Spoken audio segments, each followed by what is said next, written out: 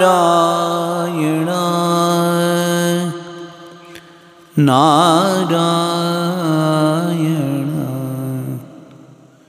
नारायण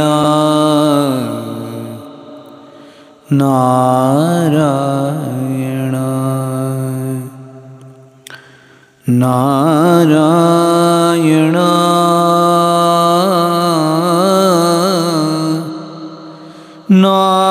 नारायण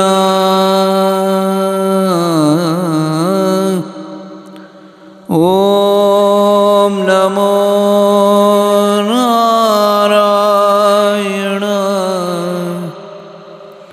ॐ नमो नमो नमो नारायण ॐ नमो नारायण ॐ नमो नारायण ॐ नमो नारायण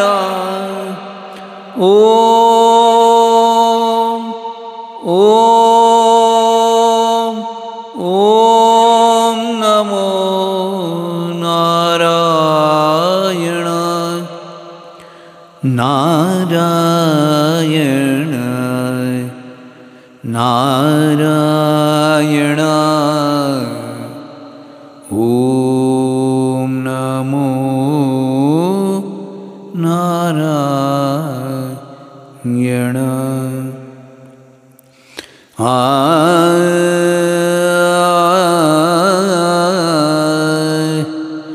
नमो नमो भगवते वासुदेवाय ॐ नमो भगवते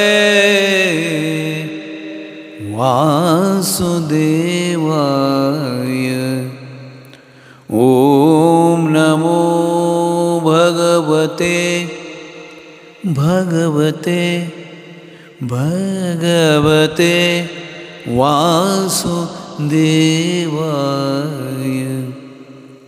ॐ नमो नमो भगवते वासुदेवाय ॐ नमो भगवते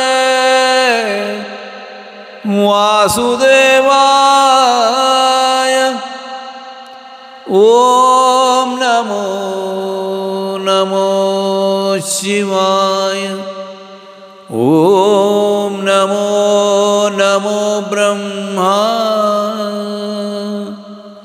ॐ नमो नमो विष्णवे ॐ नमो नारायण नारायण नारायण नारायण नारायण नारायण नारायण भजमन नारायण नारायण नारायण भजमन नारायण नारायण नारायण भजमन भजमन भजमन नारायण भजमन नारायण भजमन नारायण नारायण नारायण नारायण नारायण नारायण नारायण ॐ नमो नारायण ॐ नमो नारायण नारायण नारायण ॐ नमो नारायण नारायण नारायण। आ म्हणजे आकार, प म्हणजे पश्यन्ति, आ म्हणजे आकार, प म्हणजे पश्यन्ति आणि ण म्हणजे नारायण. जोपर्यंत आपण त्या ध्वनीला, त्या मुखातून निघालेल्या स्वराला एक आकार देत नाही आहे, तोपर्यंत ती पश्यन्ति कशी कळणार? आणि आपल्यालाच आपला आवाज, तो नारायणाचा, कसा ऐकू येणार?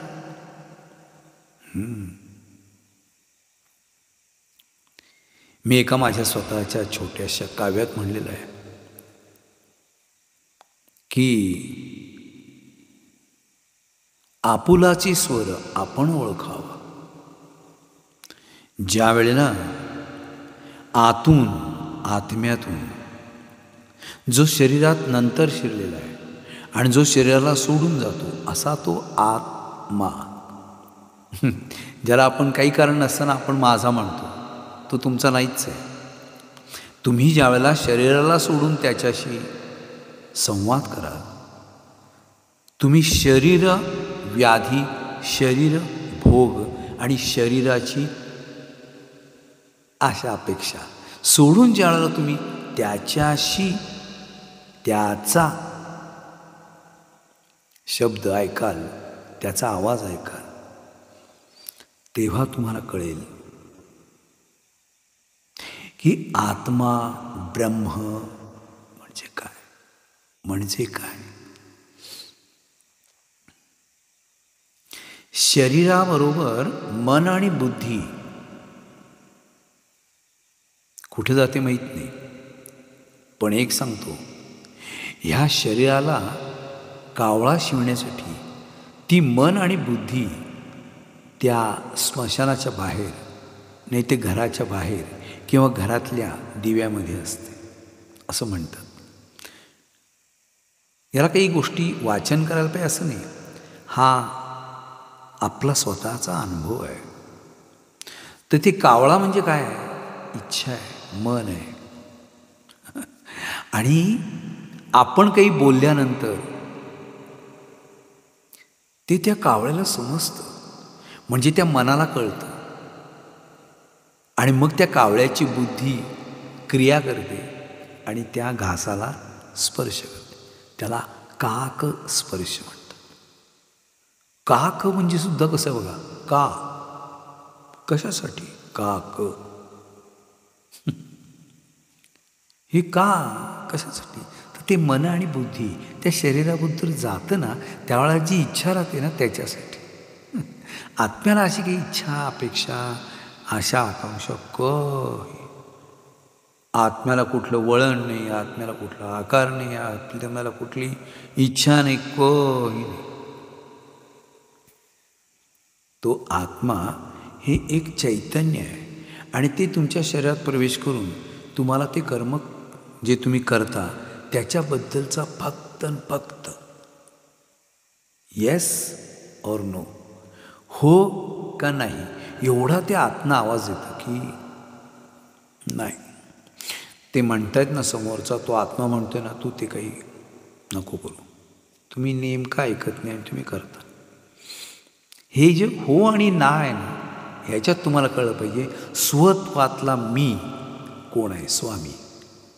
स्वामी होच म्हणायला पाहिजे. स्वामी नाही म्हणून उपयोग नाही. स्वामी नाही म्हणलात की हम गया नाही जिंदा आहे होतं.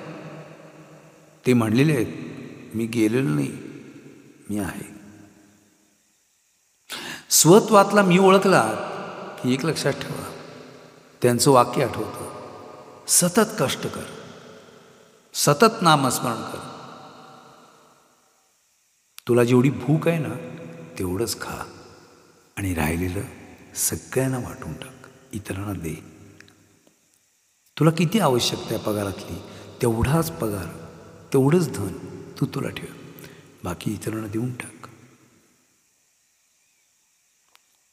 स्वत्वातला मी ओळखण्यासाठी स्वामी आणि त्यांच्या स्वतःच्या उपदेशातून ज्या वेळेला आपण मुंगी होऊन साखर खायला लागतो त्यावेळेला आपल्याला आत्मविश्वास नावाची सुंदर सुंदर अप्रतिम अशी एक, त्याला काय म्हणूया आपण, अँटिक अशी गोष्ट आपल्याला सापडते, एक महत्त्वाची, जी उठून दिसते अशी, आणि त्याच्यावर आपण